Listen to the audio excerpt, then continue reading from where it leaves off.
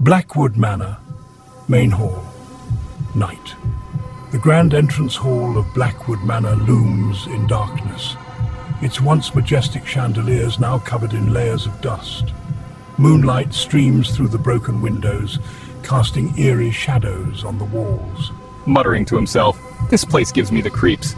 His flashlight beam skims over the walls, revealing faded portraits of stern-faced ancestors.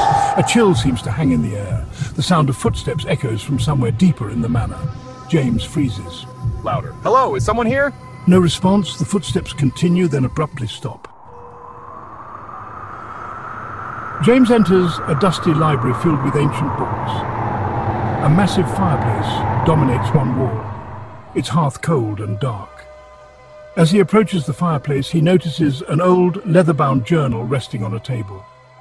He opens the journal, revealing pages filled with frantic handwriting. Reading aloud, "The echoes will never end. They're trapped here, just as I am. They always know." Suddenly, a loud bang comes from behind him. James whirls around, but the room is empty. Nervously, just the wind or maybe a rat. He returns to the journal, but as he reads, the temperature drops significantly. Shivering, "Damn, it's freezing in here."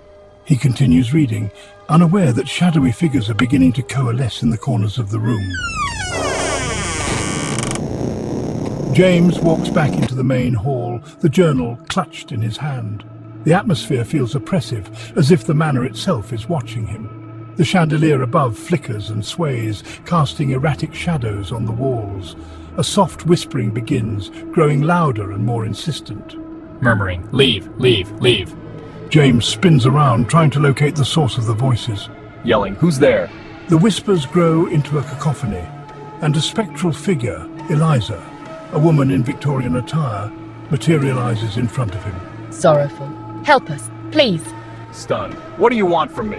Voice trembling. We are trapped. The curse, it binds us here. You must end it. The lights flicker violently, and the whispers intensify into agonized screams. James stumbles back, his flashlight falling to the floor. Desperate. How? How do I end it? Pleading. Find the heart of the manor. Destroy it before it consumes you too. With a sudden gust of wind, Eliza vanishes, leaving James alone in the chaos. James descends into the basement, the walls lined with old wooden shelves and cobwebs. The atmosphere is thick with mold and decay.